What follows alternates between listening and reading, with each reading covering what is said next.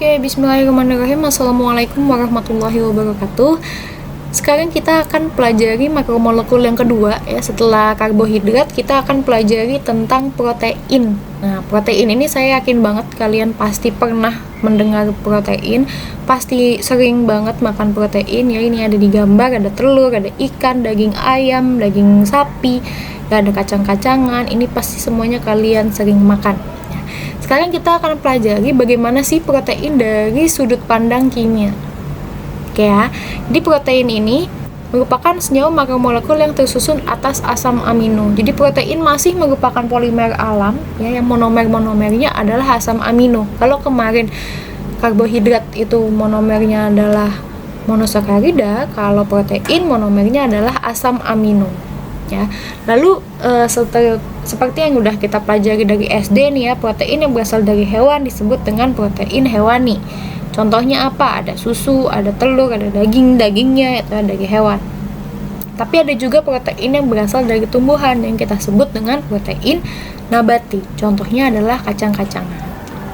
Oke, di sini ada beberapa poin besar ya yang akan kita bahas. Yang pertama asam amino, lalu protein sebagai polipeptida, lalu penggolongan protein, identifikasi protein, dan yang terakhir adalah denaturasi protein. Oke, kita mulai bahas dari asam amino. Nah, asam amino ini merupakan senyawa monomer penyusun protein dengan struktur sebagai berikut. Ini bisa kalian lihat ya, strukturnya adalah R ya, di sini C, NH2, COOH. Nah, C ini adalah C chiral ya. Kenapa chiral? Karena mengikat 4 gugus yang berbeda. Ini ada di pelajaran kelas 11, sudah sempat saya bahas waktu kalian kelas 11 ya. Nanti tadi tinggal dibuka-buka lagi buku kelas 11-nya ya. Ini mengikat 4 ya. Yang spesifik adalah ada COOH dan ada NH2 di dalam satu struktur. Ya, dari asam amino itu yang spesifik, yang unik dari suatu asam amino. Itu adalah suatu asam amino punya gugus asetat nih, di sini ada juga gugus aminonya di sini. Makanya namanya asam amino. Ini yang bikin asam, ini aminonya. Nah, masing-masing asam amino itu ada banyak. Asam amino ada berapa macam tuh, ada banyak ya. Silakan kalian lihat di buku ya, di buku kimia ada, di buku biologi ada. Itu yang membedakan antara asam amino, yang membedakan sifat asam amino adalah di R-nya ya. Apa yang bikin beda nih ya? Pertama, asam amino dapat larut dalam air dan pelarut polar, tapi sukar larut dalam pelarut nonpolar. Tapi kepolaran ini juga dilihat nanti dari si R-nya ini ya, bagaimana sifatnya. Lalu bersifat amfoter. Amfoter itu bisa asam, bisa basa. Kenapa bisa amfoter? Karena memiliki Zwitter ion. Di sini ada kesetimbangan antara ion positif nanti di sini ion negatif di sini dan ion positif di sini. Ya, ada kesetimbangannya. Makanya bisa asam bisa basa tergantung keadaannya gitu. Itu amfoter. Tapi kalau sifat asam dan basa secara umum ya itu ditentukan oleh dari R-nya di sini. R-nya ini apa? Alkilnya ini apa?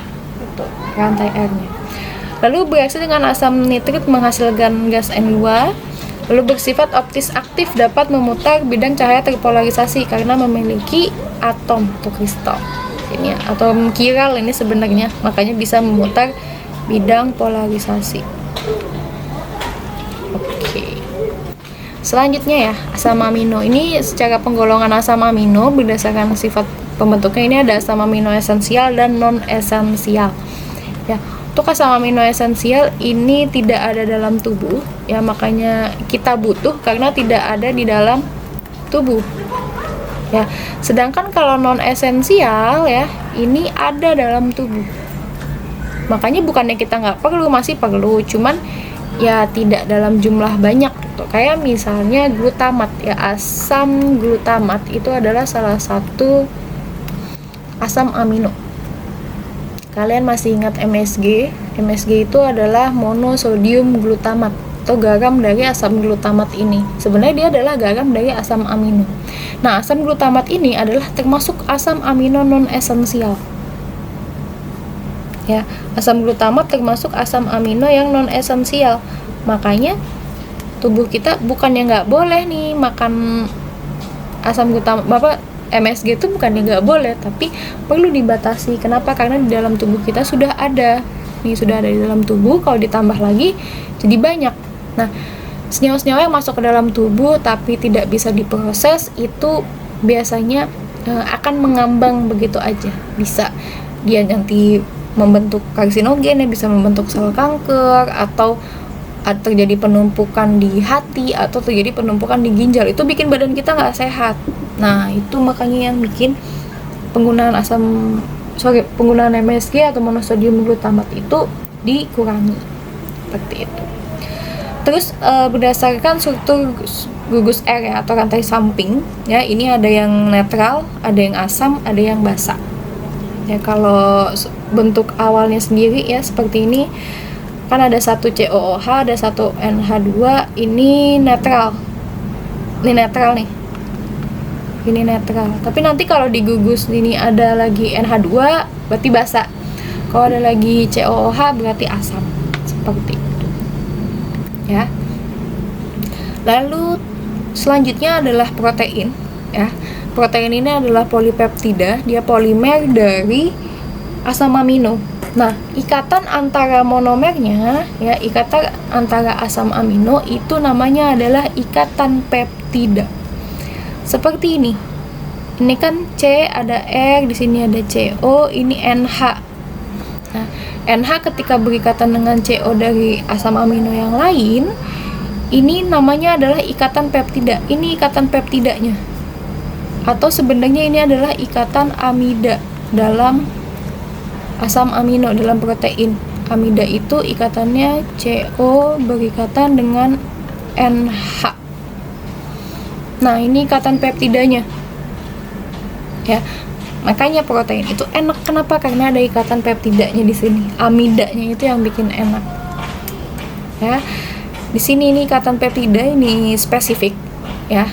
Ini untuk protein, ikatan peptida itu. Kalau kemarin di karbohidrat kalian tahu namanya adalah ikatan glikosida, antara monosakarida itu glikosida. Tapi kalau di protein namanya ikatan peptida. Oke, sifat protein yang pertama membentuk zwitter ion dalam air, lalu dapat mengalami denaturasi atau kerusakan struktur akibat pemanasan, perubahan pH, pelarut organik, gerakan mekanik, dan adanya ion logam. Nanti kita bahas lagi di belakang tentang denaturasi ini. Lalu jika dilarutkan dalam air, mempunyai viskositas yang lebih besar daripada air. Nah, viskositasnya tergantung jenis protein, bentuk molekul, konsentrasi, dan suhu larutan. Sebagian protein bersifat koloid hidrofil, ya, hidrofil ini suka air, berarti bisa nih larut, ya. Tapi ada juga protein ya rata-rata sebenarnya tidak larut dalam air gitu. Kalau protein larut dalam air berarti kita nggak bisa mandi pakai air, karena badan kita semuanya adalah protein. Rambut juga protein. Ya, di situ. Lalu sebagian besar tinggal sifat yang terakhir adalah dapat dihidrolisis menjadi asam amino dengan asam encer atau enzim protease. Ya, ini reaksi-reaksi hidrolisis protein ini terjadi dalam tubuh kita. Ya, kenapa terjadi dalam tubuh kita? Ini dibantu enzim ya, karena kita kan makan itu ayam tuh masih dalam bentuk protein. Gitu. Sedangkan untuk mendapatkan gizinya kita harus mengubahnya menjadi asam amino. Makanya kenapa kita bagus untuk makan yogurt, karena yogurt itu adalah hasil fermentasi dari protein. Dari tadinya proteinnya di susu, udah dipotong-potong jadi asam amino. Jadi itu lebih siap pakai untuk tubuh kita. Nggak perlu lagi enzim-enzim pencernaan untuk menghidrolisis protein menjadi asam amino. Oke, ini penggolongan protein dan seterusnya kita akan bahas di video selanjutnya ya. Silakan di sini kalian pahami lagi tentang ikatan peptida. Ini di sini ya, ikatan peptida itu diantara karbonil dengan NH. Ini ikatan peptidanya. Oke, saya lanjutkan di video selanjutnya ya. Kalau misalnya ada yang bingung, silakan ditanya. Assalamualaikum warahmatullahi wabarakatuh.